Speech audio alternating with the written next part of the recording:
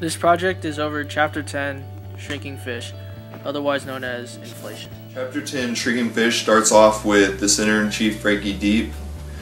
He enacts these policies that give people jobs like cleaning rocks that don't necessarily do anything for the economy or the country or in employment, but they just give people jobs to help them out so they can spend.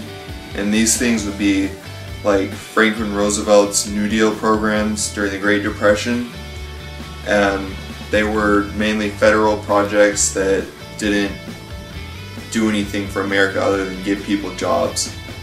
And these programs got people paid, so they voted for him, but it didn't really help the economy and led to inefficiency and inflation through these safety nets. And just wait. After Frankie Deep, Ali Greenfin tells the citizens of the island about fishflation, and he makes it seem like it's something that all economies go through and that it's not bad at all, just hiding it. And he would be Ali Greenspan in real life. And then after Greenfin, the book talks about many restrictions from Deep's policies on the economy, like who you can hire, prices you pay, and these are things like the SEC and minimum wage in real life. In Usonia, Frankie Deep's rock cleaning created jobs and got people to spend money during a recession. In real life, this relates to Franklin Roosevelt during the Great Depression with his New Deal. He created programs like the NRA, WPA, and CCC that gave people jobs that weren't really needed, like construction and federal projects, which didn't help industry or production possibilities of the U.S. These jobs also had no incentives and had safety nets, which led to inefficiency. And in order to pay for these jobs, because there was no production possibility increase, the government had to print more money, leading to the next topic of inflation.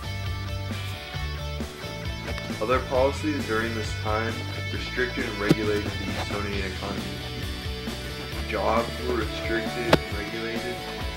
Rules were made about who could be hired and fired and when, and salaries were restricted. In real life, examples of this would be the SEC, which regulates economy, minimum wage, the Glass-Steagall Banking Act, which was from the New Deal,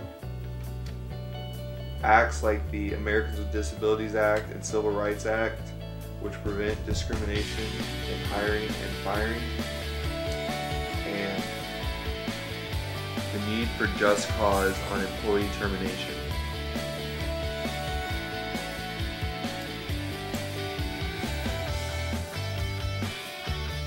Therefore, the economy and the dollar have been greatly restricted in present times.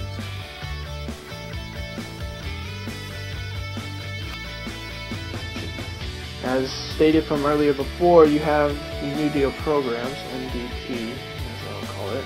You had the New Deal programs provided by FDR, which was trying to increase employment and try and get people the money to spend. Now, if you think about it, you know, economists such as Greenspan, I'll write him down, Ali Greenfin, known as in the book, stated that printing money and giving it out, so throwing it from the trees, dropping it from the trees, would benefit the economy. This would allow people to spend and hopefully get the economy flowing. Now, how do you get more money to the people? Well, you have to increase the supply of the money. So, in this case, fish notes or the dollar bill. Right? You have to print more money to give to more people. So, in increasing the supply, you don't have enough to back, you don't actually have the amount to back it up in the bank to what it's really worth, right? So in this case, the value drops. The value of the fish notes, the value of the dollar bill drops. The jobs didn't increase anything in the industries. They didn't help. It was just jobs to create jobs. In providing these jobs, they got to pay more money. To pay more money, you have to supply more, and thus you get the decreased value of fish notes and dollar bills. Now, with the decrease of value of fish notes, you get inflation. Now, with the inflation, the example in the book was that the canoes went from $5 to $10. Well, in modern day, let's say the canoes would work in that case, but most people don't buy canoes. We'll say you get, an owner paid $7 for a book, right? But due to the decreased value, if he were to sell it at $7, he would actually lose money because the value dropped. The value is not the same. The $7 he sold at before is worth more than $7 he would sell now. So he has to increase the price to match that drop, the change in prices. So he'll probably sell it, let's say $11, depending on the value it dropped, right? And so that leads to this topic of inflation, and due to inflation, the prices increase, rather than Greenspan's theory of how the economy is growing, and that is the reason why the prices are trying to match the growth of the economy. This is certainly not the case. We'll start with the inflation examples. We'll start with modern day, where a car in the past used to cost maybe at most, let's just say $1,000, right? $1,000 to buy a car now would cost about, I think, $20,000 for a cheap one, right? So as you can see, it costs more dollar bills to buy a car. The decrease of value of the dollar is what causes this.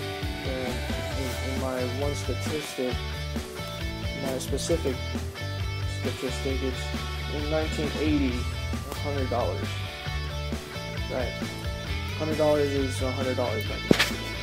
So if you look at it now, the $100 in the U.S. would not equal the $100 in 1980. In fact, in reality, it's actually worth $283.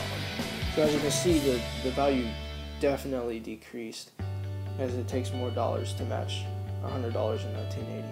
That wraps up Chapter 10, Shrinking Fish. Thank you for watching David and I's presentation. We hope you enjoyed it. Thank you.